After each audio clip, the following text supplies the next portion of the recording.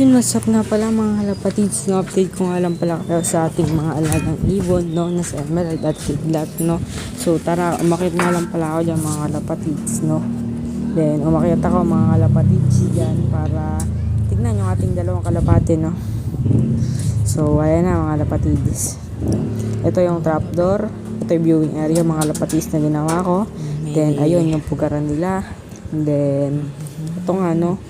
Then ito yung pagkainan nila mga kalapatids, no? So napaganda ng panahon ngayon, no? So ngayon mga kalapatids, yung ating dalawang ibon na si Emerald at si Kidlat, no? So turo na si Kidlat mga kalapatids, then pares na sila mga kalapatids.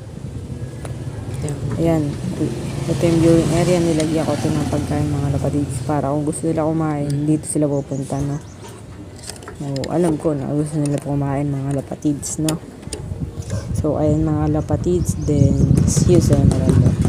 Tumutuka-tuka na dun mga kalapatids. Ayun o, lumalapit sa Emerald mga kalapatids. Maamoy ang ibon na yun, no? Yan ang anak ko mga kalapatids, no? Then ayun mga kalapatids, ito na, no? Papakainin ko na sa Emerald mga kalapatids dyan, no? Sanay sa camera yan mga kalapatids. Ang ibon na yan, no? So ito na, bubuksan ko na yung page nila mga kalapatids, no? So ayun, doon siya pupunta sa Emerald. So ayan, napakainit dito mga kalapatids din. Ayan sa Emerald, oh. Taba niyan. So piling ko ang itlog niya mga kalapatids.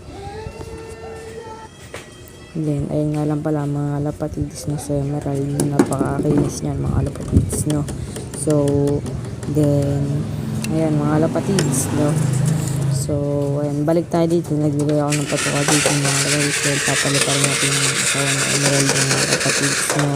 Dahil sa Emerald niya ay wala pang pakpak. Binunutan ko yan mga lods.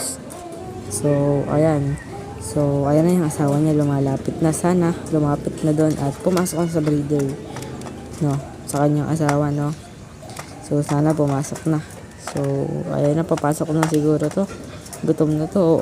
Uhaw mga kalapatids. Pumasok ka na. Papakawala natin yung mga kalapatids po. Nang mapakita ang gilas mo yung ating mga kalapatids na sumusubaybay at sumusuporta sa atin mga kalapatids, no?